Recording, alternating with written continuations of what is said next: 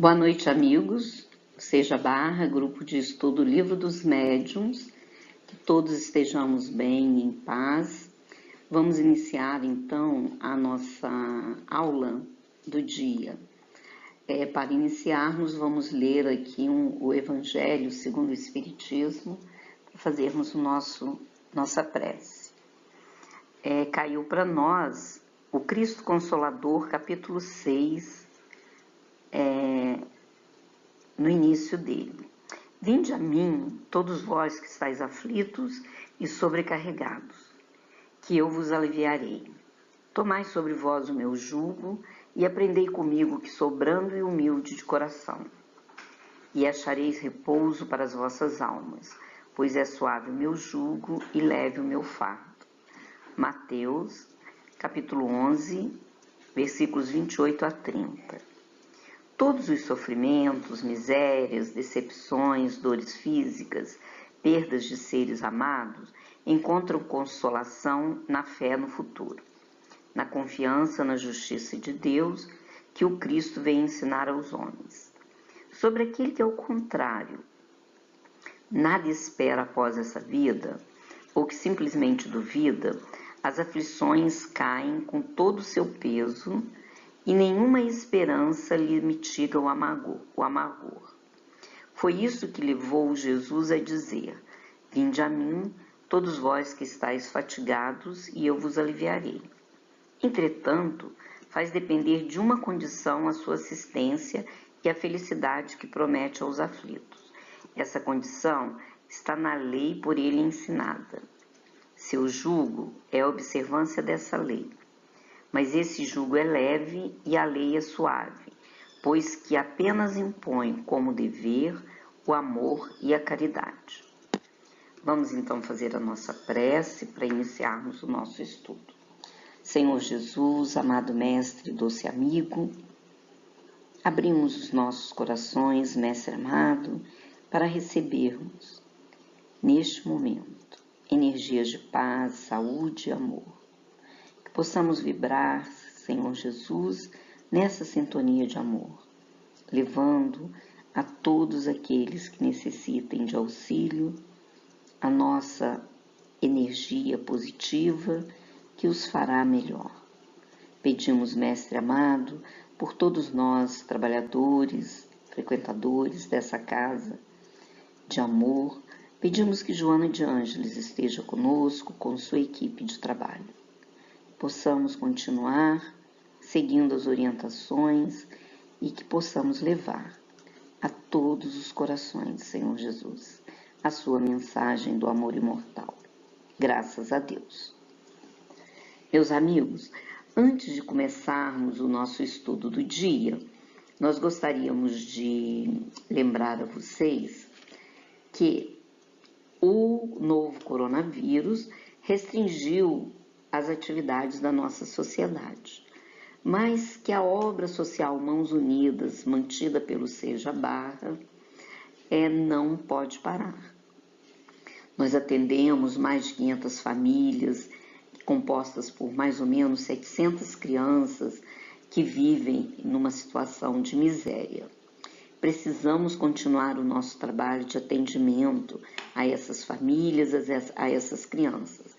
Então, solicitamos a todos aqueles que estiverem nos ouvindo que entrem no site do Seja Barra, faça sua doação, contribua para que este trabalho de amor continue levando a todos os corações a esperança através desta mão amiga que atende a todos. Graças a Deus, vamos continuar então o nosso trabalho do dia. Hoje é nossa aula 7, o capítulo 3 do método. Está no Livro dos Médiuns, como nós estamos estudando o Livro dos Médiuns, é o capítulo 3 da primeira parte do Livro dos Médiuns. Para iniciarmos, nós fizemos um breve resumo do capítulo 2, que é do maravilhoso e do sobrenatural. Falamos já por 2 aulas sobre esse capítulo, inclusive na aula passada nós levamos alguns pesquisadores que conseguiram fazer trabalhos científicos comprovando a série de informações que a doutrina espírita nos traz, os seus princípios básicos, a comunicação mediúnica. Então, nós já falamos sobre isso. Se algum de vocês quiserem mais detalhes, quem faltou a aula, qualquer coisa, nós podemos depois encaminhar para vocês esses grandes cientistas que trabalharam e estão trabalhando, trazendo a contribuição da ciência para solidificar o conhecimento da doutrina espírita. Então, o que ficou do resumo do maravilhoso e sobrenatural? Muitos fatos são tidos por sobrenaturais porque não se lhes conhecem a causa. Atribuindo uma causa a esses fatos, o Espiritismo os repõe ao domínio dos fenômenos naturais. A explicação dos fatos que o Espiritismo admite, de suas causas e de suas consequências morais, forma toda uma ciência e toda uma filosofia, que é a doutrina espírita, que reclamam um estudo sério, perseverante e aprofundado. Não podemos nos esquecer de sempre falar que Kardec nos chama para esse trabalho de estudo sério, perseverante, aprofundado da doutrina espírita, para que saibamos sempre todos esses princípios e as suas repercussões no nosso dia a dia. Então, um resumo do capítulo 2 do Maravilhoso e do Sobrenatural, fica para nós esse chamamento. Não existem fatos sobrenaturais, porque a doutrina espírita já mostrou que esses fatos pertencem à lei de Deus, às leis naturais que regem o universo, que nós na matéria podemos não conhecer essas leis, mas que elas existem. Então, eles são fatos naturais. E para conseguirmos vislumbrar todo esse arcabouço filosófico da doutrina, que trouxe para nós uma nova forma de pensar a vida, de onde vim, que estou fazendo, para onde eu vou, necessita de um estudo sério, perseverante, aprofundado. Então, vamos agora passar para o nosso tema de hoje, que é o capítulo 3 do método. O Kardec trouxe para nós qual o método que ele, ao longo de sua vivência de pedagogo, cientista, conseguiu elaborar, conhecendo a doutrina e como nós poderíamos passar essas informações, esses estudos, àqueles novatos que chegam à doutrina. Então, ele fala sobre o método de ensino. Então, qual foi a introdução que Kardec fez nesse capítulo? O Espiritismo é toda uma ciência, toda uma filosofia, ele nos diz. Então, nós precisamos conhecer essa filosofia espírita. Quem, pois, seriamente queira conhecê-lo, deve, como sua primeira condição, dispor-se a um estudo sério, nos fala Kardec. O Espiritismo cogita todas as questões que interessam à humanidade. Então, dentro do arcabouço da doutrina espírita, nós encontramos respostas para todas as questões que nós, filosoficamente, tentamos resolver. Outra questionamento ou colocação dessa introdução. O Espiritismo tem um imenso campo de estudo.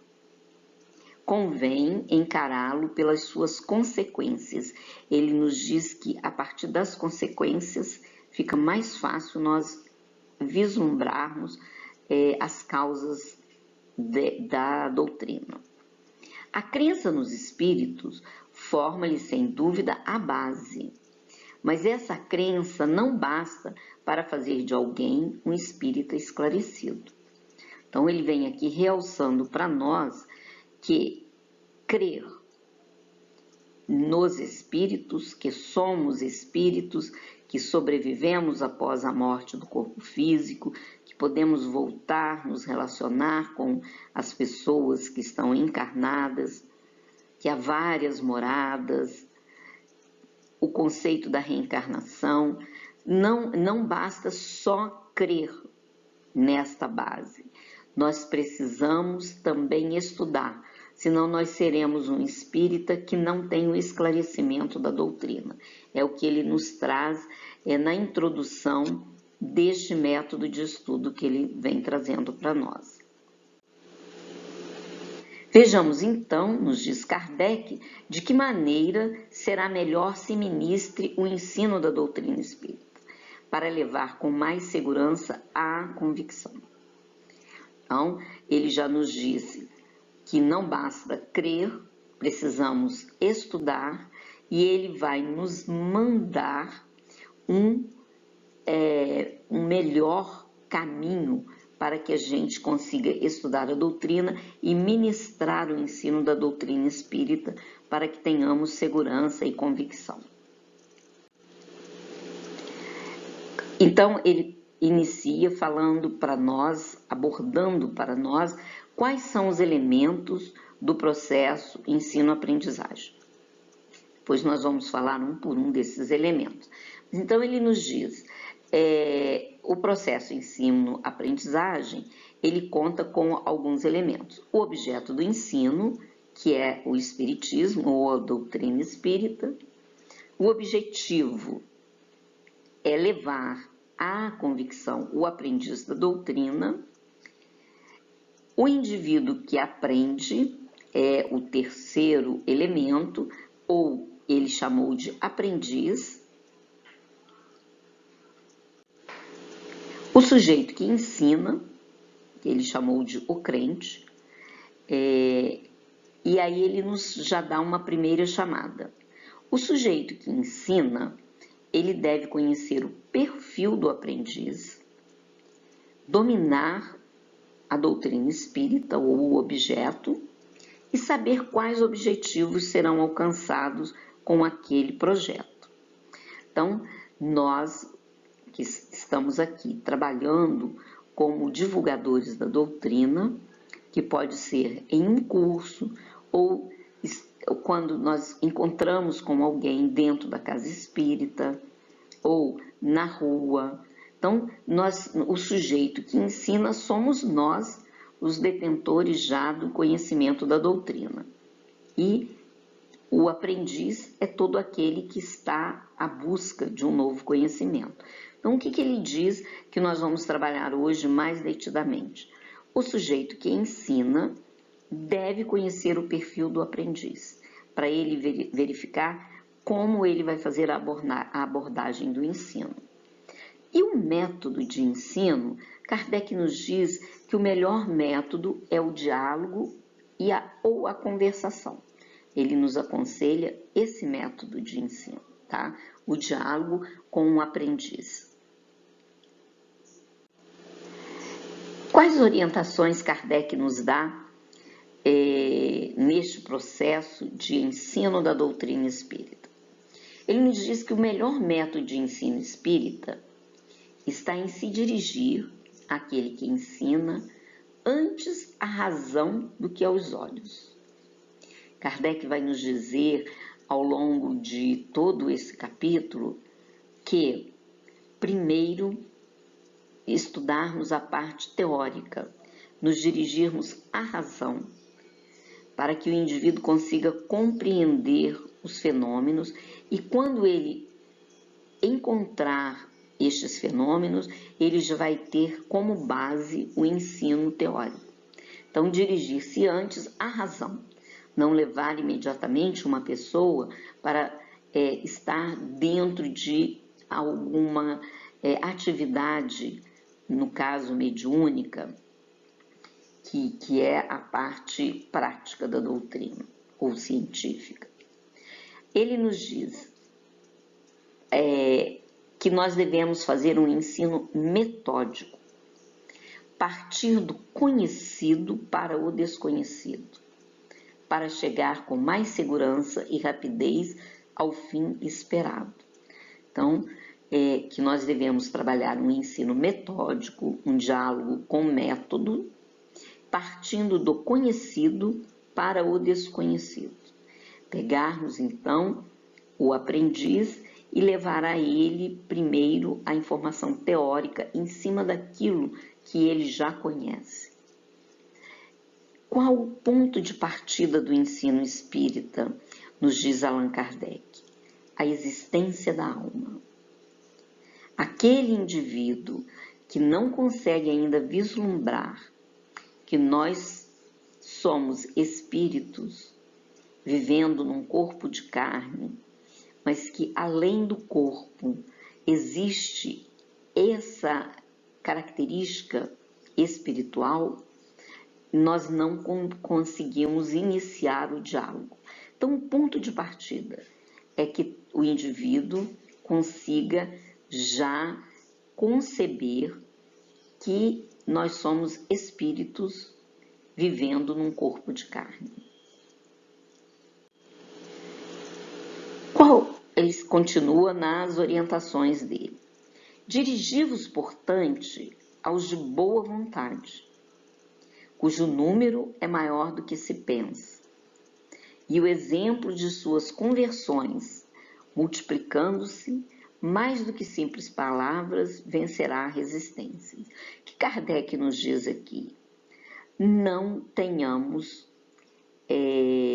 pressa em ministrar o ensino espírita àqueles que não têm boa vontade ainda para esse chamamento filosófico de uma nova visão da vida.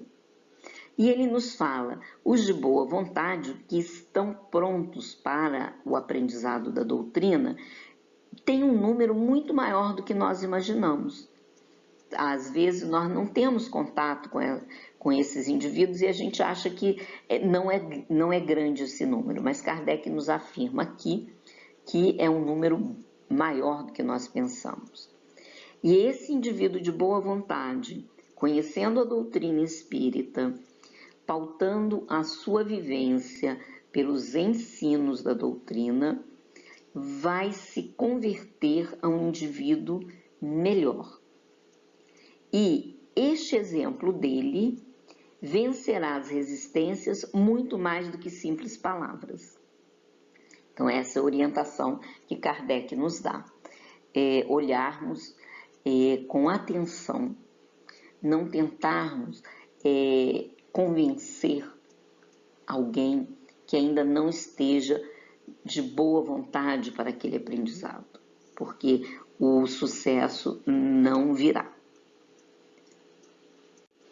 Bem, seguindo as orientações, ele nos fala, ao verdadeiro espírita, aquele que já conhece a doutrina, um estudo sério, aprofundado da doutrina, está vivenciando já as suas experiências conforme a filosofia espírita nos traz, esse indivíduo, a ele jamais faltará o bem a fazer, corações a aliviar, consolações a dar, desesperos a acalmar, reformas morais a realizar.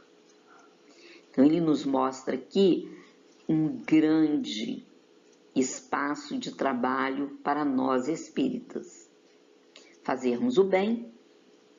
Estamos aqui no Seja Barra, uma casa de amor, como tantas outras, mas uma casa que nos oferece a oportunidade de fazer o bem. Estamos aqui, já fizemos a primeira chamada da obra social Mãos Unidas.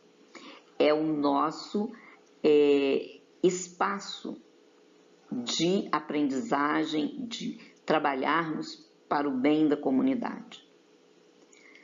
Corações a aliviar. Se nós conhecemos a doutrina espírita, nós temos muitas informações para trabalharmos com aqueles corações aflitos que precisam de uma palavra amiga, de uma informação que condiza com a sua situação atual.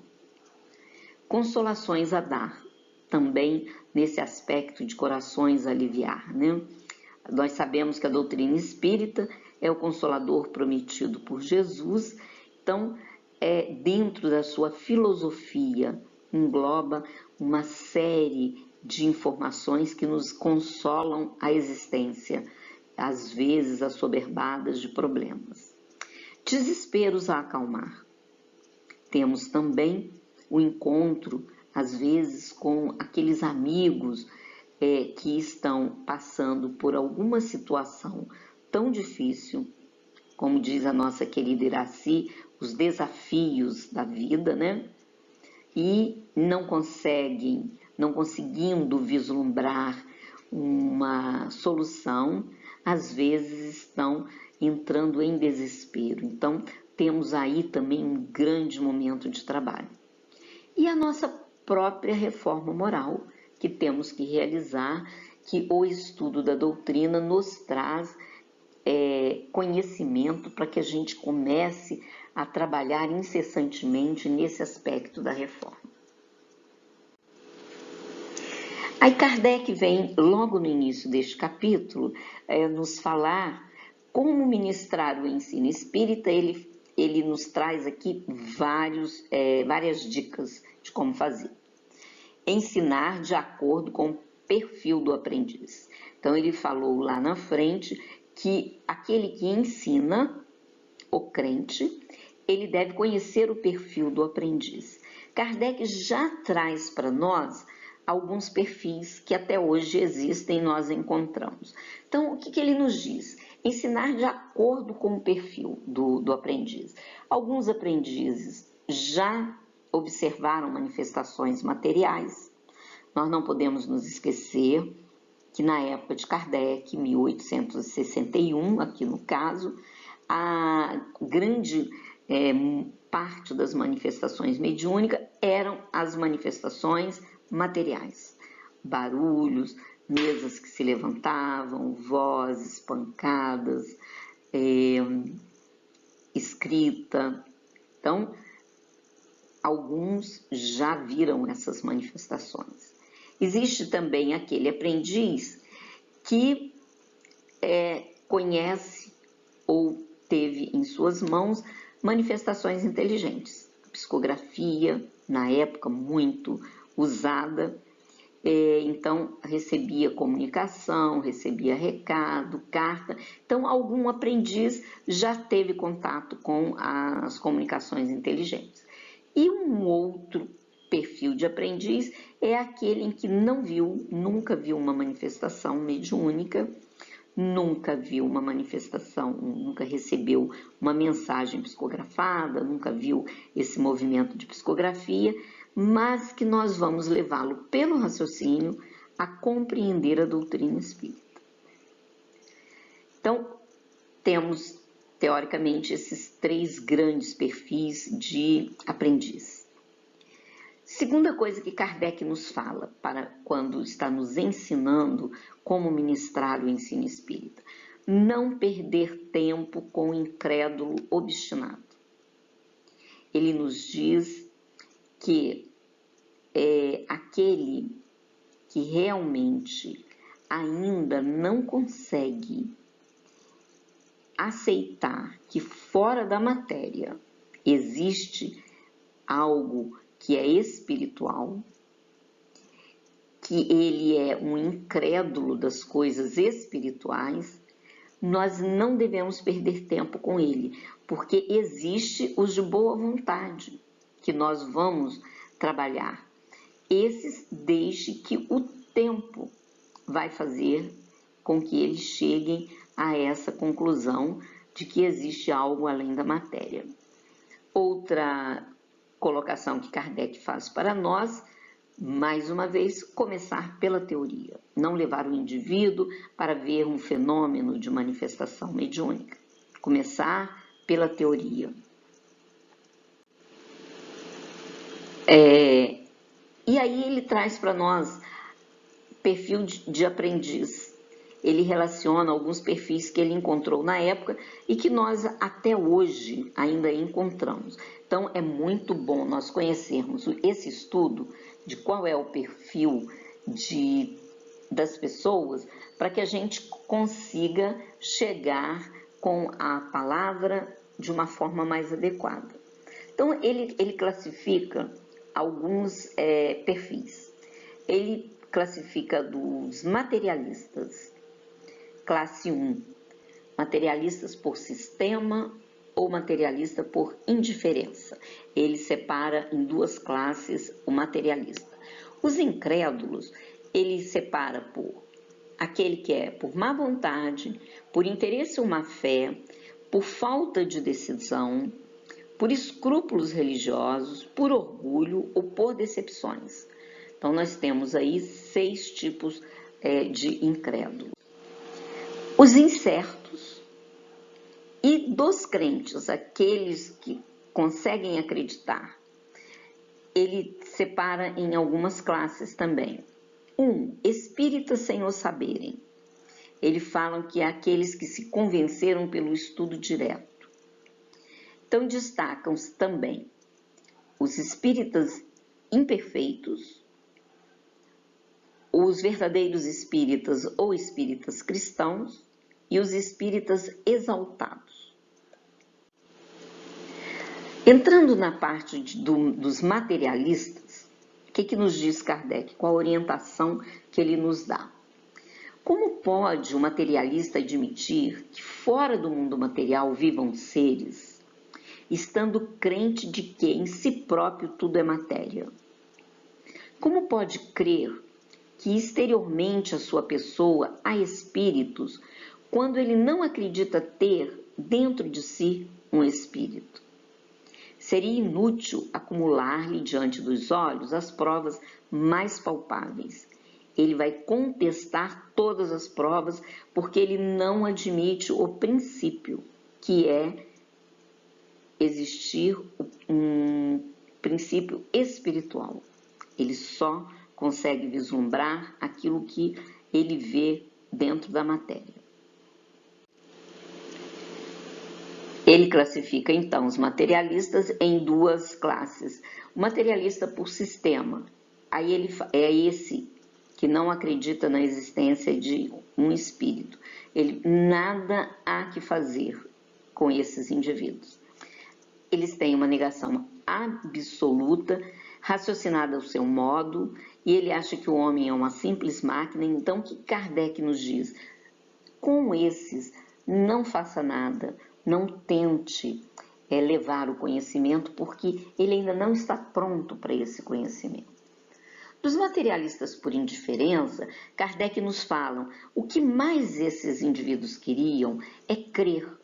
Eles têm uma vaga aspiração pelo futuro, mas o futuro foi apresentado a eles com cores tais que a razão deles não consegue aceitar. Então, como consequência, a dúvida, a incredulidade. Então, esses indivíduos, dependendo do grau de dúvida e incredulidade, ele poderá aceitar a teoria espírita. Perfil dos incrédulos, de má vontade. Embora espiritualistas, eles são refratários quanto os materialistas. Muito os aborreceria o terem que crer na vida do espírito, porque isso lhes perturbaria a quietude nos gozos materiais. Então, são os incrédulos de má vontade. Os incrédulos por interesse ou de má fé, Kardec fala, são aqueles que compõem, sabem muito bem o que devem pensar. Aqueles que compõem os incrédulos de má fé sabem muito bem o que pensar do espiritismo, mas ostensivamente condenam por motivos de interesse pessoais. Os incrédulos por falta de decisão. eles terão coragem quando virem que os outros entraram para a doutrina. Aqui Kardec fala, e não se queimam. Eles tomarão a decisão quando virem que outros estão entrando para a doutrina. E os incrédulos por orgulho, ou por espírito de contradição, negligência, leviandade, existem estes. E os incrédulos por escrúpulos religiosos. Um estudo esclarecido, nos diz Kardec, ensinará que o espiritismo repousa sobre bases fundamentais da religião, respeita todas as crenças, que um dos seus efeitos é incutir sentimentos religiosos naquelas pessoas que não possuem e fortalecê-los naqueles que são vacilantes as noções de religião. Então, algum desses incrédulos por escrúpulos religiosos podem aceitar a doutrina quando conseguirem compreender que é uma doutrina cristã que também nos vincula à doutrina do Cristo. E ele nos diz dos incrédulos por decepção. São aqueles que tinham muita confiança em algum fenômeno, mas sofreram desenganos. Então, eles da confiança exacerbada passam a não acreditarem. Dos incertos, Kardec nos diz que existe essa classe, esse perfil. São aqueles, em geral, espiritualistas, por princípio, mas a maioria deles tem uma vaga intuição das ideias espíritas, mas lhes falta um pensamento coordenado. Então, o espiritismo lhes é como um traço de luz que lhes clareia e dissipa o nevoeiro. Então, esses indivíduos, certamente conhecendo a filosofia espírita, vão conseguir compreendê-la e se sentir melhores com essas noções espíritas. A última classe de perfil é o dos crentes, aqueles que acreditam. Kardec fala que existe uma classe que são aqueles que são espíritas sem o saberem. A vida dele já tem um sentimento inato de grandes princípios da doutrina, só que nunca estudaram a doutrina. Então, quando eles conhecem, eles falam, isso tudo eu já pensava. Então, é uma classe fácil de conversarmos. E ele nos diz que existem aqueles que já se convenceram por um estudo mais direto. E ele classifica, então, esses crentes que já conhecem a doutrina espírita em alguns subgrupos. Espíritas imperfeitos são aqueles que veem mais os fatos, veem mais do que fatos, compreendem a filosofia, mas admiram essa moral só filosoficamente. Na hora da prática, não conseguem colocar em prática porque não conseguem alterar os seus hábitos ou se privarem de com um gozo qualquer que seja. Então, Kardec classifica como espíritas imperfeitos. Conhece já, aceita o princípio da doutrina, mas ainda não consegue aplicá-lo para si mesmo, para a sua vida. E os verdadeiros espíritas ou os espíritas cristãos são aqueles que não se contentam só em admirar a moral espírita, que praticam a moral espírita e aceita ela com todas as suas consequências e se esforçam para coibir os seus maus pendores. Então, temos aqui essa classe em que estamos incluídos, né? Os espíritas cristãos aceitam a doutrina, suas consequências e estão trabalhando para se libertarem. E os verdadeiros, ainda continua.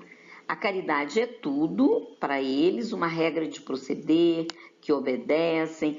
Então, as relações são relações de segurança, de convicção. Terminando, temos os espíritas exaltados, que Kardec nos diz. E ele fala, em tudo o exagero é prejudicial. Aquele espírita exaltado, ele nos diz, mais prejudica a doutrina do que é útil à causa espírita. Finalizando, Kardec nos dá uma conclusão. Ao verdadeiro espírita jamais faltará o bem a fazer, coração a aliviar, como nós já falamos. E isso será para ele uma verdadeira satisfação. O espiritismo anda no ar, nos diz Kardec, difunde-se pela força mesma das coisas, porque torna felizes os que o professam. Bem, terminamos.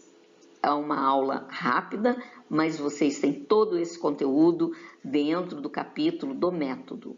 Na semana que vem nós continuaremos trazendo mais alguns esclarecimentos de Kardec.